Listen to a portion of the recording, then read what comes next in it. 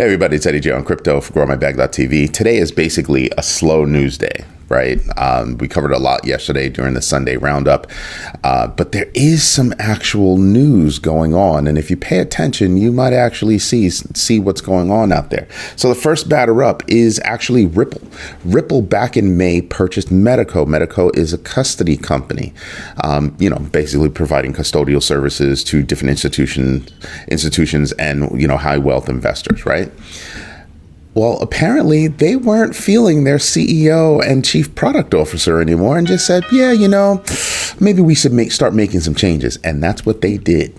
So those two are gone. They were thanked for their service and walked out the door.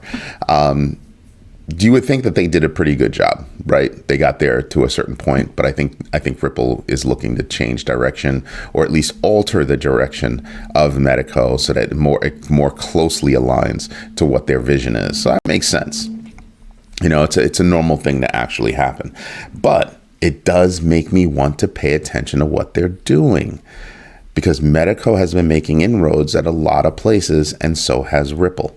So I am paying attention to that. I want to see what happens to XRP during all of this. Something else that's going to affect XRP.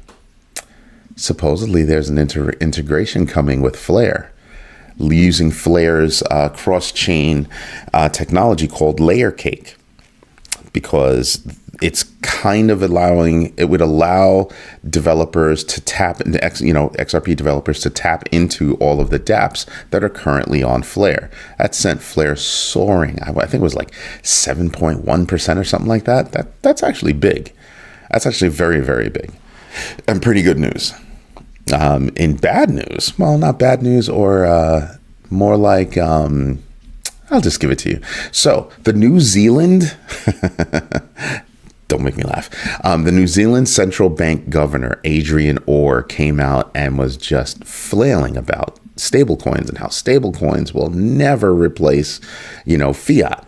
And I'm like, okay, he wasn't just dissing stablecoins. He was basically dissing all of crypto, is dissing, Bitcoin and all that. And I sit there and I just sat there, just reading this. And I was kind of like, well, so you're in denial.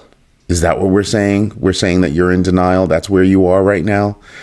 Because when you stop and you think about this, there was a survey that came out just a little while ago I want to say like a few days ago, that said 79% of global institutions have no plans to be involved with crypto over the next 5 years.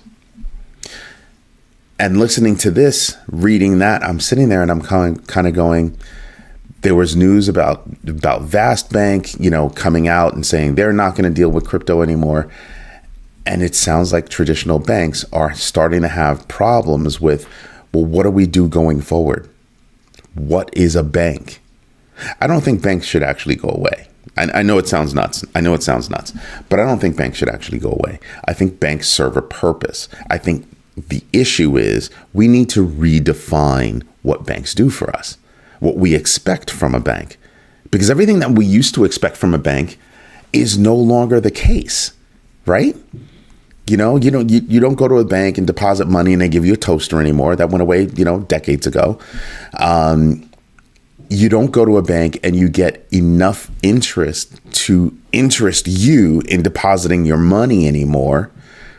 Right? So what they do with your money and how much profit they take from that I think is what they need to revisit. Because I can invest in other vehicles. I can invest directly in what they're investing in and make all the money myself. So what purpose do you serve becomes the question. And I'm sitting back and I'm saying to myself, yeah, banks absolutely have a place. What place that is, I think we all need to put our collective heads together and think about what those services are that we expect from a bank, right? They're making inroads in, leveraging things like Zelle, cutting deals with Venmo. There are things that are in place to kind of offer us more. But I think what it comes down to is When people put their money in the bank, they want to know that they're earning money. Not everybody wants to be involved in riskier assets, let's say. They'd rather their money be in a bank if the bank is going to give them a good return. So where do most people normally put their money? If they have a job that has a 401k, it's there, right? It's there. Because if you're smart, well, let me take that back. I'm sorry. Not that if you're smart, but if you're really thinking about it and you really can, you max that out and you're good to go. You can actually make some good choices. But if you're not doing something like that, or you're at a company where you don't have access to that, then maybe you're thinking about doing investments via a Roth or IRA. Okay, then what? Then what else is there? You've got to go find out about money markets and mutual funds and all that stuff. And banks are already involved in lending money and making money on that, compound interest and all that good stuff that they really aren't sharing, right? They're giving you, when you deposit money, they're giving you point something percent. There are new banks that are out there. They're saying, "Oh no, we can share. We can give you more than that. We can give you 4%." Now, is that huge? 4% over a year? No. But especially when you're looking at harder times and higher inflation, people are looking for things that are going to pay them at the very least the equivalent of inflation, right? Because that's the only way that you'd be able to store your value, which is why people are looking at crypto, which is why specifically they're looking at Bitcoin. And for those of us traditionalists, for those traditionalists that are out there, they're looking at gold, because those are great stores of value, right? But if you're not making that kind of money, banks have to rethink that. Straight up. They're going to have to rethink that. They're going to have to rethink, well, what is the ease of use of a bank? Who cuts a check anymore? You rarely have a bill that's, outside of a Venmo level or a Zelle level. So what do you need it for? What are you doing? Cash App. They're just these apps that make things move faster. And for those higher numbers that you have to use, maybe on the other end, somebody starts saying, "Oh no, you could pay for that with like Ferrari. You could buy a Ferrari with Bitcoin." You have other car manufacturers saying, "Oh yeah, no, you could do that. You could buy Mavericks tickets with Doge." There are companies out there that are starting to adopt the actual acceptance of crypto.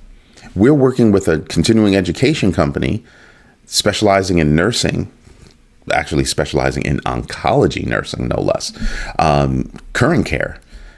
And they're going to be accepting XRP, Bitcoin, Ethereum, and Polygon.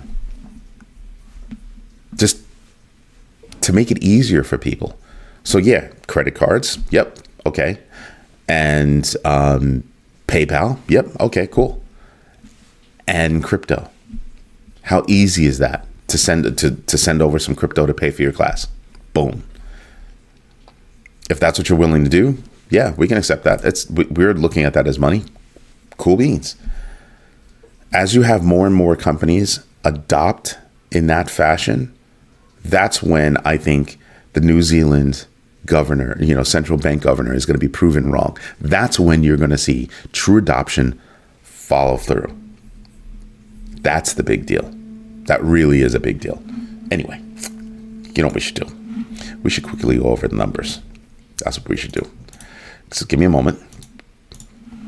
So who's coming out with numbers today? I think Monday.com came out with their numbers already. You have all these other companies that are coming out with numbers. It's still a big reporting space. Most are coming out with actually good numbers. Most are actually coming out with good numbers. But a lot of them are saying, yeah, we had good numbers, but we're expecting neutral over the next reporting period. And that could be hurting some companies, right? So I'd be paying attention to that. Looking at what we have coming out this week, we have the Fed Governor Michelle Bowman speaks today, or spoke, or is about to speak at 9:20 Eastern Standard Time. You have core CPI coming out tomorrow. We've got initial jobless claims on Thursday with the Philadelphia Fed manufacturing survey coming out. U.S. retail sales numbers are coming out. What else? Fed governors coming out tomorrow. Coming out on Thursday and speaking. You have Atlanta Fed President Raphael Bostic. A lot of people don't listen to that guy. Christopher Waller is previous, and then at 7 p.m. you have at the Atlanta Fed President.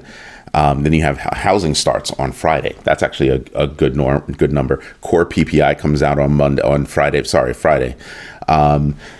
Excuse me.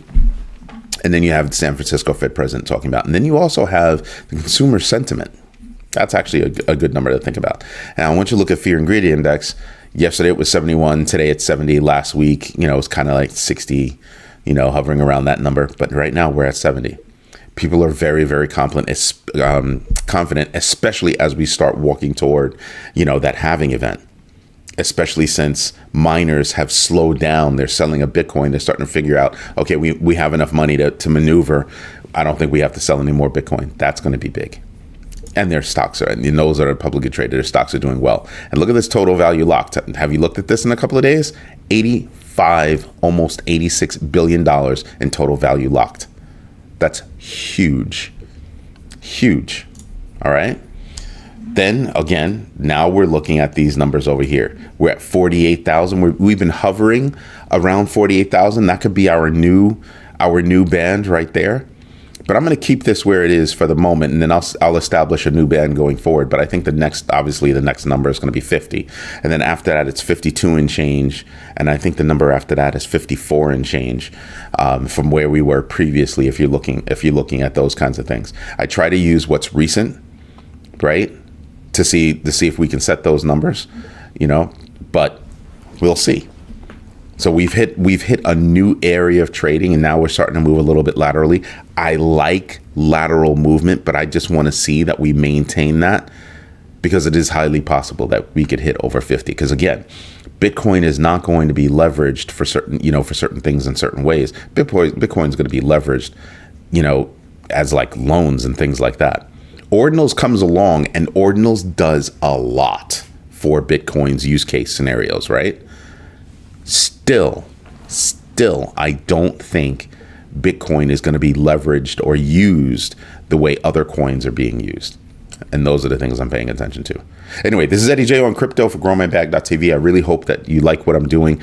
If you do, tell your friends about it. Drop me a note. Let me know. I love hearing from you guys and gals, right?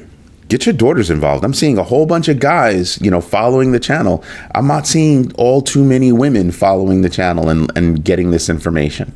So help me out. Spread the word.